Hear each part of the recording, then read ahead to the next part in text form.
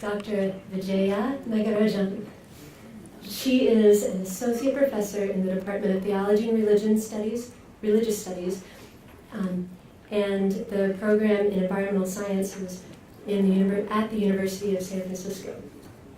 She teaches courses on Hinduism, religion and environment, the commons, community internships, religion and environment, and voice, memory, and landscape, a spiritual autobiography of place. She's published numerous articles and essays. She's been a Fulbright Fellow and a Davies Fellow. And her book, Feeding 1,000 Souls, Women, Ritual, and Ecology in India, the Kolam, is due out this September, so check it out. Okay? And Dr. Nagarajan's talk today is entitled Feeding 1,000 Souls, Women, Ritual, and Ecology in India, an exploration of the Kolam. So let's welcome Dr. Vijaya Nagarajan.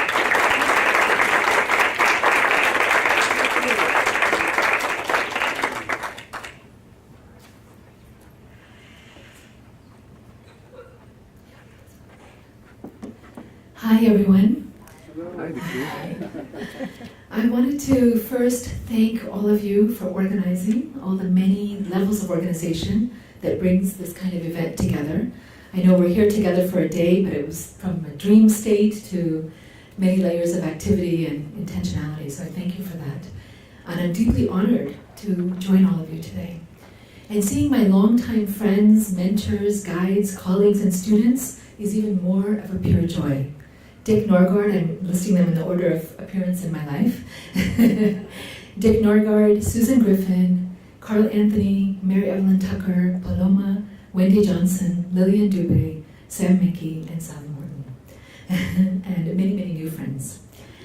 Today I'm going to take the charge that Elizabeth gave us this morning for calling all of us to move towards a moral clarity and a blunt outspokenness. And how does the idea of Me Too and enough is enough apply to climate justice? Being a Hindu, being raised both in India and the Americas, being an immigrant and a feminist, being an environmentalist and an activist, being a householder and a mother of twins, being a scholar and a professor of comparative religions and environmental studies have all brought me to this very moment in my life in front of you. The fires in Northern California in October 2017 and the fires in Southern California in December 2017 have lit a fierce fire in my own heart of sadness, as it has for all of us, of grief, of tears, of sorrow, of anger, and of rage. The goddess of the earth is in many different forms: Bhumi Devi in Hinduism, Gaia in ancient Greek religions, or Mother Mary in Christianity. And she's calling to us through whatever means she has at her disposal, whether it's the language of waters, or the language of fires, or the language of mudslides, or tragic megastorms in Houston, Florida, Puerto Rico, hyper-jumping, raw, fierce fires in California, and devastating mudslides in the beautiful city of Montecito. At the same time as these fires were going, and I couldn't breathe because of my asthma from Delhi in the 1960s, which is still with me, and came awakened again in during the fires. I read an utterly remarkable book on Thoreau. Oh, is it? Okay. Is that okay? Okay, sorry. I read an utterly remarkable book on Thoreau. Is it working? It doesn't seem like it's working.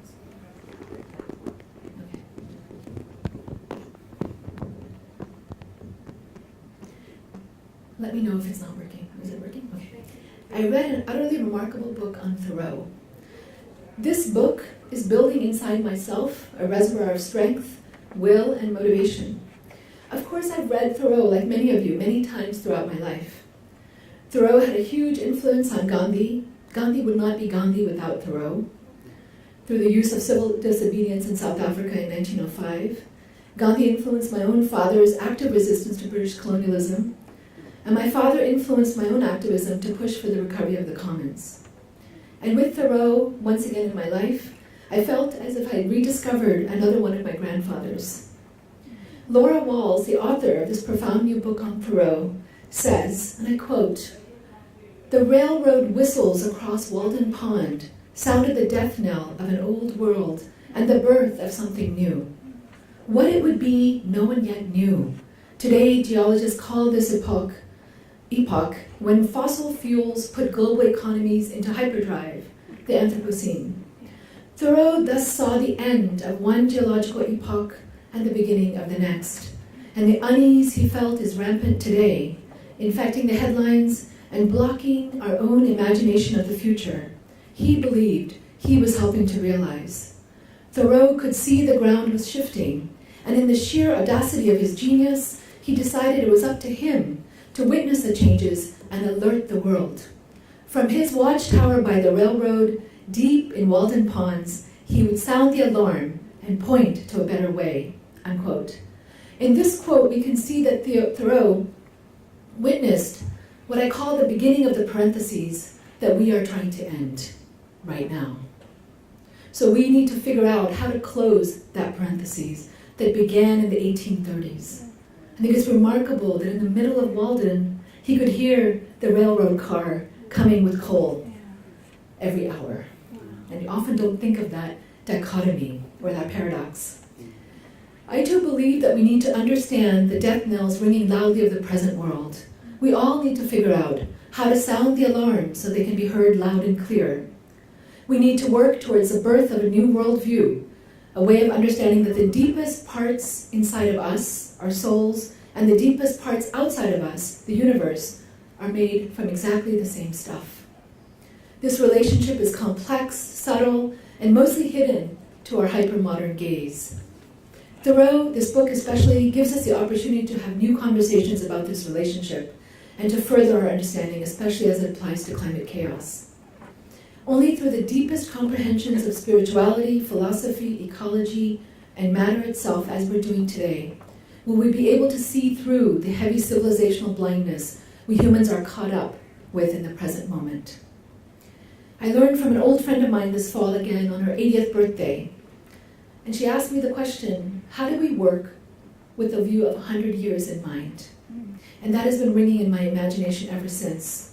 So I am thinking every day, what am I doing that is planting a seed for the next 100 years? And I urge all of us to think that way. I believe one of the most important aspects of our common work is the following. We must gather all the stories and the ways we know of how to share with each other, the language of giving and the language of sharing. In a way, that's what we're doing with knowledge, but I suggest that we do it with everything else. And I also suggest we ask, and I think this is very important and something that's been brought up in the 60s and 70s, but we've kind of lost this meta question. What have been past imaginations of alternatives to contemporary industrial civilization? And equally importantly, what are future imaginations of alternatives to contemporary industrial civilization? We're not in the future now, we're in the present, and we have to do it right now. And how do we access these imaginations when we need them the most? And for this, one of the books that really helped me understand this was Amitav Ghosh's The Great Derangement. Brilliant book, I recommend it highly. And he poses a critical question. Why are we not able to see clearly the collective mire that we're in? And he argues that there's a valid reason that our fiction, our capacity to imagine, has been reduced by the last 400 years of civilizational so-called development. And we have locked nature in our imaginations to a passive idea of landscape, quote unquote. Whether it's Jane Austen or whether it's even the invention of the novel created a kind of lockdown of nature. And seeing nature as having agency of its own, as we're seeing it all around us, the way we understand it is we see it as a fantastical reality, as something mythic. So we don't really have the words anymore. We've lost it for 400, 500 years. We have no words or images to really understand what is happening around us.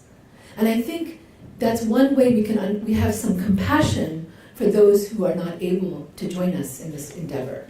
So I think from that point of compassion to those who are not seeing it yet, what we're seeing, I think we have to act out of that impulse. One of the work that I've been doing in the last years is trying to understand this ritual practice that is performed by Hindu women every morning before sunrise with rice flour in South India called the Kolam, Kolam.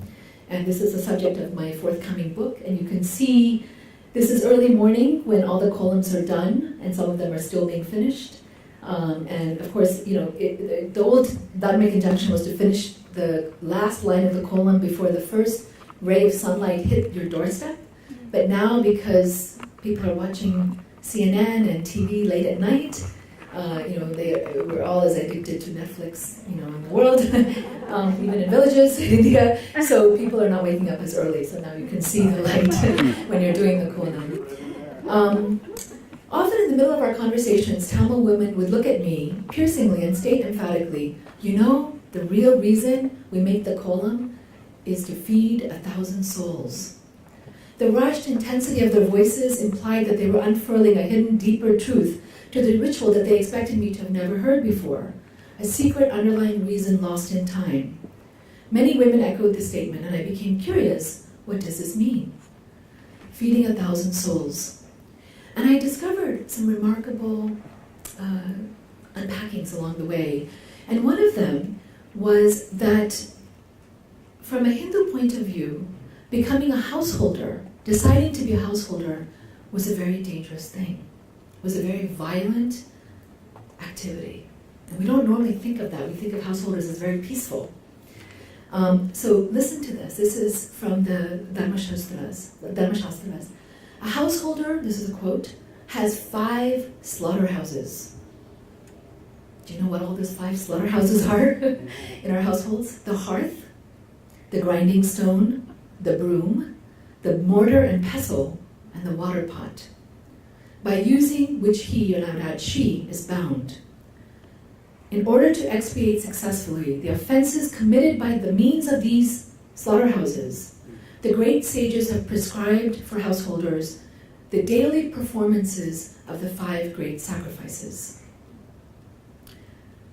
So in the hearth, for example, even starting a fire in order to stay warm against the cold and to cook your daily food kills microscopic and macroscopic creatures in your vicinity. The same for the grinding stone, the broom, the mortar and pestle, and the water pot. Those creatures we kill, we are responsible for in karmic terms.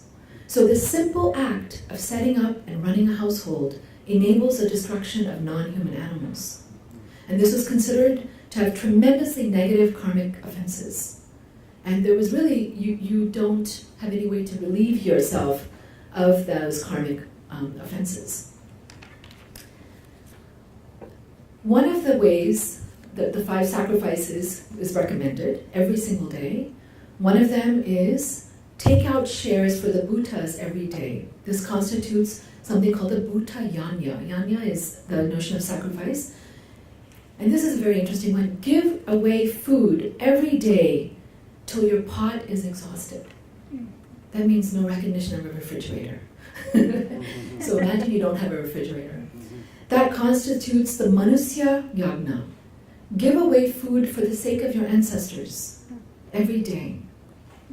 That constitutes the pitra yagna. Give into the fire till the wood is all consumed, to the goddesses and gods. And this is called the Deva Yagna.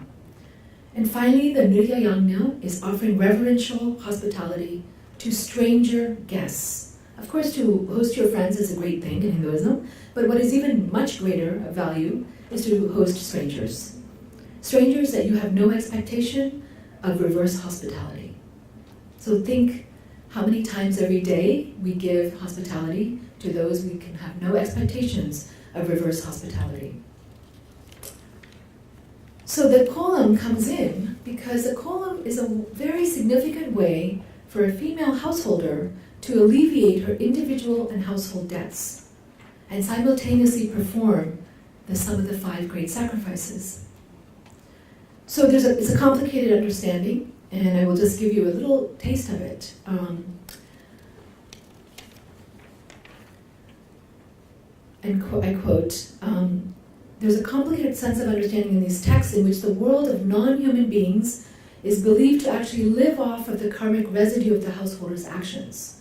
So I quote, cats, mice, dogs, pigs, parrots, pigeons, crows, reptiles of all kinds, the bevies of birds and herds of animals that live in the forest, and all the hundreds and thousands of moving and unmoving creatures of diverse kinds that live in the house, the field, or the burrow, all of them live off of the grahastha, or the householder, what the householder earns through his karma, his actions. So every householder is responsible, in a sense, for feeding that whole web of living beings around the householder. So think of that the next time you walk into your house as well. The idea is that there's an intimate relationship between animals and human beings, as fulfilling your duty actually feeds them, both literally and metaphorically. There's also a sense that there are 3 debts that we're born with at birth. One debt is to the ancestors, without whom we would not be here. Second debt is to your parents.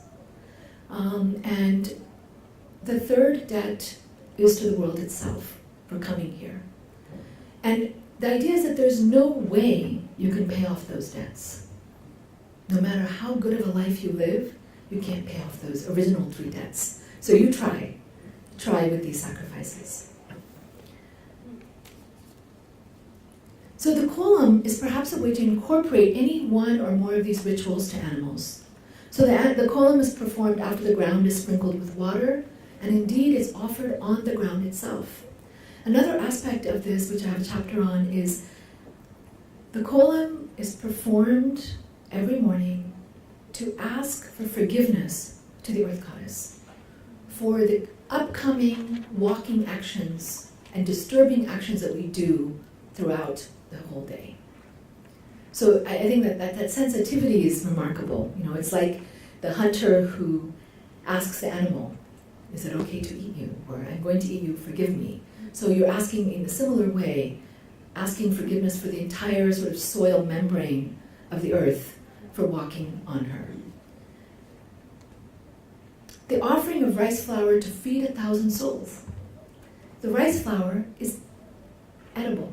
So it's literally within a couple of hours, it's eaten by mice, by ants, by small worms and creatures, by the insects, and you see birds, crows pecking away at the rice, and they're gone.